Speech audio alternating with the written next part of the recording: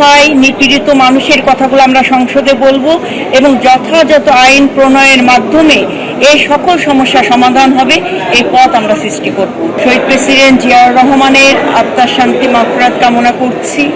দেশনেত্রী বেগম খালেদা জিয়া, যিনি আমাদের জন্য লড়েছেন, সংগ্রাম করেছেন, যার হাত ধরেই রাজনীতিতে এসেছি, আমি সেই মহান নেত্রী দেশনেত্রী বেগম খালেদা জিয়াকে শ্রদ্ধা ভরে স্মরণ করছি। আমাদের সকলের নেতা, বিএনপি সম্মানিত চেয়ারপারসন, বাংলাদেশ গণপ্রজাতন্ত্রী সরকারের মাননীয় প্রধানমন্ত্রী জনাব তারেক রহমানের কাছে আমি কৃতজ্ঞতা জ্ঞাপন করছি।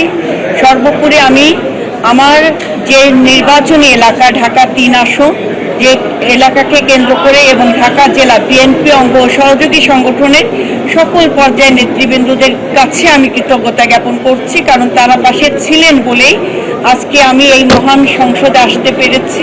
তারা আমার সাথে সংগ্রামের প্রতিটি পথে ছিলেন এবং অনেক নির্যাতন জুলুমের পরেও আমরা যে মানুষের কথা বলতে এসেছি, এখানে আমরা শুধু একটা আসনকে নয়, আমরা পুরো বাংলাদেশকে রিপ্রেজেন্ট করব, যেখানে মানুষ, নির্যাতিত নিপীড়িত মানুষ তার কথাগুলো বলতে পারে না।